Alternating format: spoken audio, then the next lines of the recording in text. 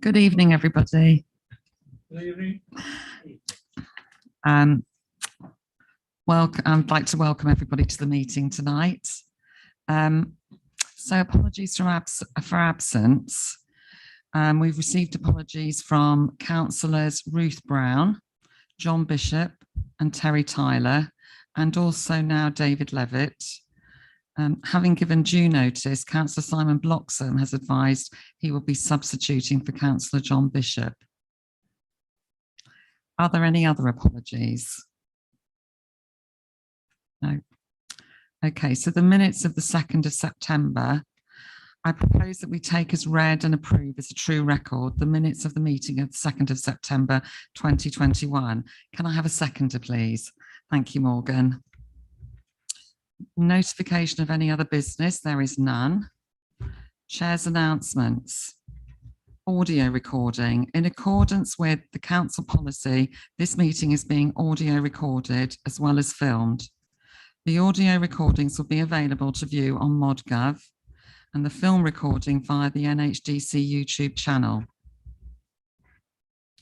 Declarations of interest. Members are reminded to make declarations of interest before an item.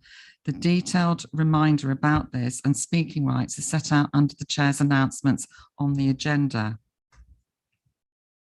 To clarify matters for the registered speakers, members of the public have 5 minutes for each group of speakers, i.e. 5 minutes for objectors and 5 minutes for supporters. This 5 minutes time limit also applies to member advocates. A warning will be given at 4.5 minutes to alert you that you have 30 seconds left. At 5 minutes, you will be advised that the time allowed has ended and the speaker must cease. Item withdrawn. Members are advised that application 21/01349/FP, land west of Tut Hill House, Kelshaw Tops, has been pulled from the agenda and will not be considered tonight owing to the complexity and length of late representations received, which require additional time to address. Public participation. Can I confirm the one registered speaker is in attendance? Hello, welcome. So we'll move straight on to that application. Application number 21/01456/FP, land on the northwest side of High Street, Hinksworth, border Hertfordshire, SG6 5HQ. This is for the erection of a 4-bedroom detached dwelling with associated access, car parking, private garden, hard and soft landscaping, and triple bay garage and carport. Alex Howard, our planning officer, is to present the report. Thank you, Alex. Thank you, Chair, and good evening, members. So a few updates. An email was received from an occupant of number 7 Homefield, which shares a boundary with the site. The email re-raised concerns from their original representation regarding T11, which is a willow tree that is proposed to be removed, and the potential for ground heave. Following this email, Carl Wilkins, the council's tree maintenance officer, and I visited the site to assess the tree in question, where Mr. Wilkins confirmed that there is a potential risk for ground heave. To mitigate these concerns, we have fashioned a condition that controls the removal of T11 through the submission and agreement of a full method statement. This condition states that the applicant will need to identify how the proposed removal of T11 will seek to minimise ground heave impacts to avoid damage to the foundations of 7 Homefield and their detached garage. Having spoken to the occupant of number 7 Homefield, they are satisfied with the proposed condition. Lastly, we are proposing to remove permitted development rights, namely that of Class E outbuildings, from the proposed to be retained orchard. This is in the interest of controlling the erection of outbuildings in this area, whilst allowing the applicant to retain permitted development rights for the main residential garden. So if you'd like to get my presentation up, please.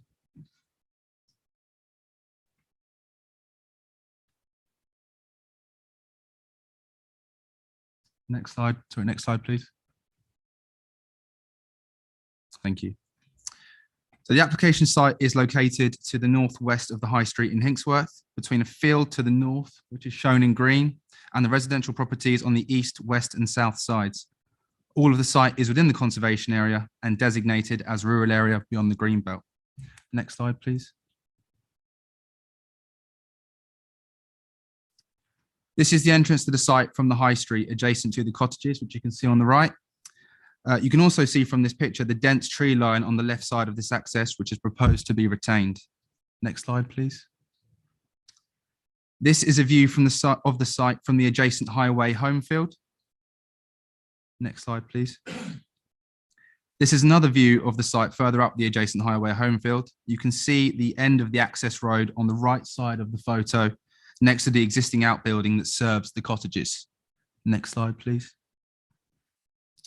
This is a view of the site from the access road behind the cottages, next to the existing outbuilding. You can see the site is overgrown in the background there. Next slide, please. This is a view from the access road of the existing outbuilding that serves the cottages. You will see residential property, the chestnuts in the background to the right. Next slide, please. This is a view from the site towards the adjacent highway home field. You can see a yellow line on the ground, which is the approximate location of the proposed dwelling's principal elevation. Next slide, please. This is another view from the site towards Homefield. Again, you can see the yellow outline indicating where the dwelling is proposed to be located. Next slide, please. This is a view from the site towards number 7 Homefield. The willow tree T11 that I mentioned earlier is viewable on the left side of this photo. Next slide, please. This is a view from the site looking north, from just inside the gate you saw in previous photos, to sort of give an overall scope of the site. Next slide, please. This is a view from the site looking east towards the residential property Hamsterwader. You will see the overgrown nature of the boundary trees here. Next slide, please. And finally, this is a view from the centre of the site looking south towards the existing outbuilding that serves the cottages. You will again see the proposed access to the site on the right side of this photo where that fence is. Next slide, please. So this is the proposed layout of the site. The dwelling is a 1.5-storey 4-bed property and its proposed location is towards the south of the site. The application also proposes a triple bay garage that is proposed to be located in the southernmost corner of the site. You can also see the orchard, which is to be retained and maintained to the rear of the site. Next slide, please. These are the proposed front and rear elevations. The dwelling has been designed to exhibit barn-style characteristics. Next slide, please. These are the proposed side elevations. Again, you can see the barn-style characteristics here. Next slide, please. This is the proposed ground floor plan, exhibiting an L shape that projects out towards the rear part at single story. Next slide, please. This is the proposed first floor plan. Next slide, please.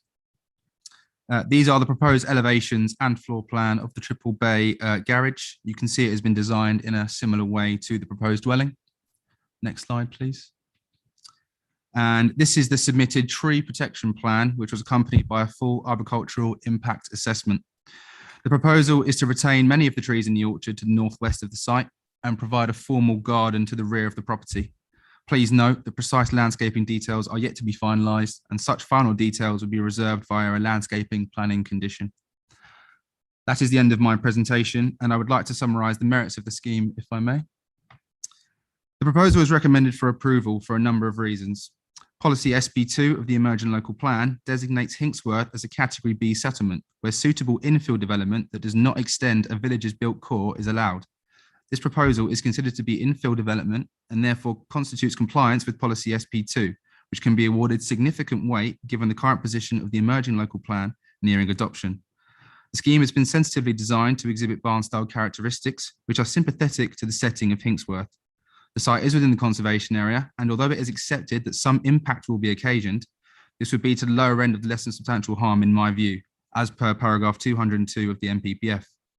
The dwelling has been located such that no adverse impacts upon the reasonable living conditions and well-being of neighbours are anticipated. All of the neighbour representations received are largely supportive or neutral for the proposed dwelling itself, with many being concerned with the preservation of the orchard. This will be restored and maintained in the interest of preserving biodiversity and supporting wildlife, where future works to this orchard will remain within the control of the local planning authority via the proposed landscaping condition and the area's conservation area designation. None of the statutory consultees have objected to the scheme, subject to their proposed conditions. To conclude, in the absence of a 5-year land supply, paragraph 11D of the NPPF triggers the presumption in favour of sustainable development. In my view, there are no significant or demonstrable reasons to refuse planning permission, given the aforementioned considerations to planning policy, the orchard, the conservation area, and the concerns of neighbours. As such, it is my opinion that development is acceptable and is recommended for approval. Thank you, Chair. Thank you, Alex. Can I ask if members have any questions for the planning officer, please?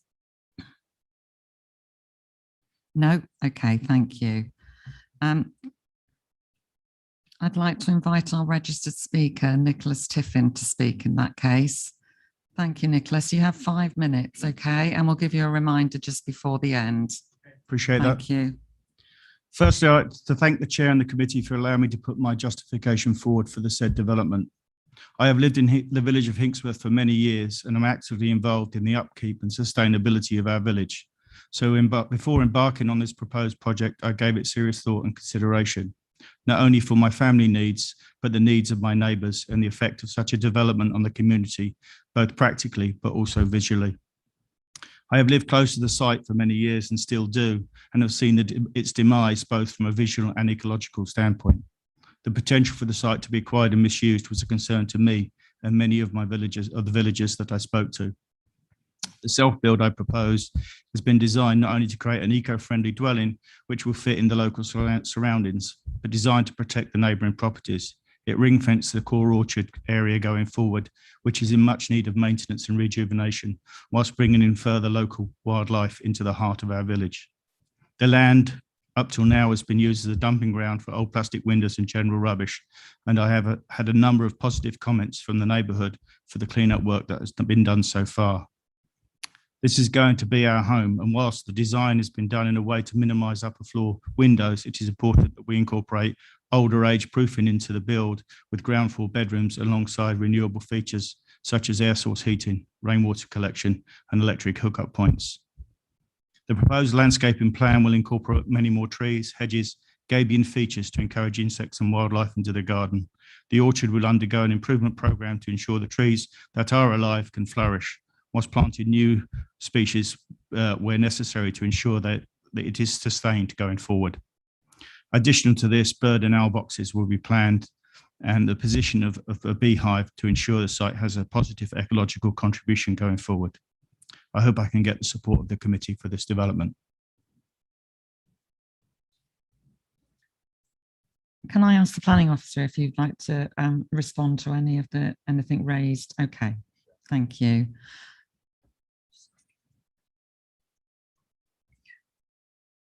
Can I ask members if they have any questions for Nicholas?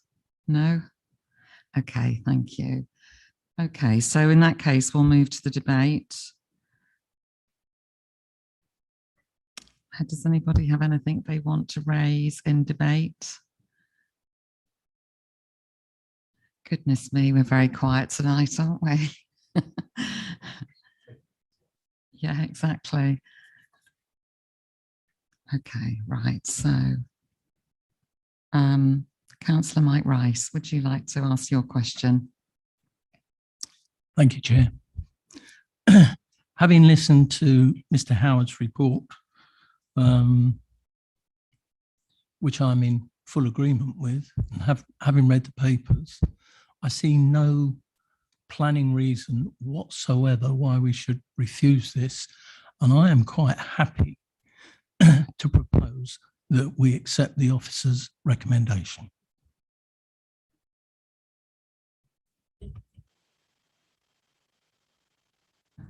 Well, Councillor Rice beat me to proposing it, so I'm happy to second it and reserve my right to speak. Thank you, Chair. I'd like to thank Mr. Howard for an excellent report and welcome aboard. I don't know how long you've been with us. It's good to see a new face because there was many faces leaving, which is always a worry. Yes, good report. Excellent building. Looks super. I can't see any problem with it whatsoever. And I'll also be recommending to grant. A proposal to accept the application and a seconder. Thank you. Should we simply go to the vote? If you'd like to vote, please, councillors.